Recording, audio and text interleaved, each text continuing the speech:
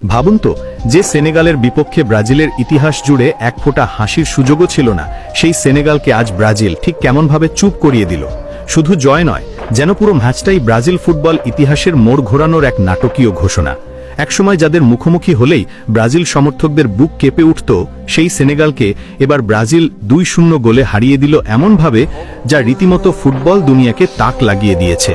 2023 সালে মনে আছে তো, এই সেনেগালের বিপক্ষেই 4-2 গোলে হারতে হয়েছিল ব্রাজিলকে। সমালোচনার পাহাড় জমেছিল, প্রশ্ন উঠেছিল, ব্রাজিল কি তবে তার আগের জৌলুস হারিয়ে ফেলেছে? কিন্তু না, সময় বদলেছে, ব্রাজিল বদলেছে, এবং নতুন ব্রাজিল আজ যেন পুরনো রাজত্ব পুনর্দখলের পথে এগিয়ে যাচ্ছে দাপট নিয়ে। তাহলে কি এমন হলো? একই দল যে ব্রাজিলকে 4-2-এ উড়িয়ে দিয়েছিল, সেই দলকেই এবার ব্রাজিল 2-0-তে পিষে দিল। কারণ আছে, বরং অনেকগুলো কারণ আছে। নতুন কোচ, নতুন পরিকল্পনা, নতুন Brazil.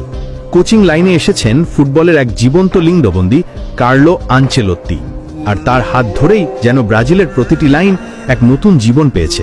Defence, midfield, final third, সব জায়গায় উন্নতির ঝলক আগুনের মতো চোখে পড়ে। ব্রাজিল এখন পুরোপুরি একটা প্যাকেজ।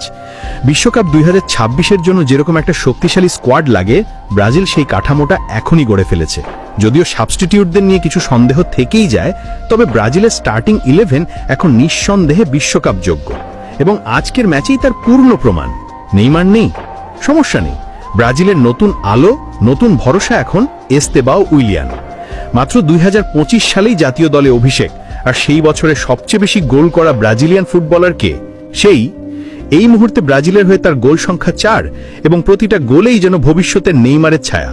আজকের ম্যাচেও তার পা থেকেই এসেছে প্রথম গোলটি।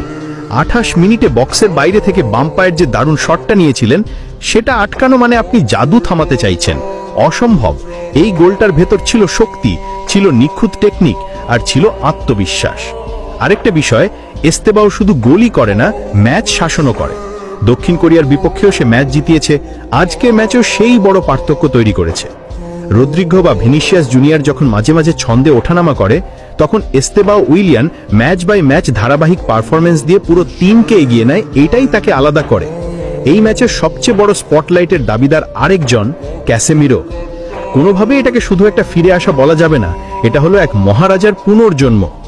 একসময় যাকে দলে নিতে চাননি দরিবাল জুনিয়র, সেই ক্যাসেমিরোকেই আনচেলোত্তি আসার পর প্রথমেই ফিরিয়ে আনলেন। আর সেই সিদ্ধান্ত যে কতটা গুরুত্বপূর্ণ ছিল, তার প্রমাণ তিনি 7 ম্যাচে 6 ম্যাচেই অসাধারণ পারফরমেন্স করে দেখিয়ে দিয়েছেন। গত ম্যাচে গোল, আজকের ম্যাচে গোল, আর তার সঙ্গে মিডফিল্ডে অসংখ্য স্মার্ট পাস, ট্যাকেল, ইন্টারসেপশন এবং রেটিং 8.2, পুরো ম্যাচের সেরা। 35 মিনিটে ব্রাজিলের যে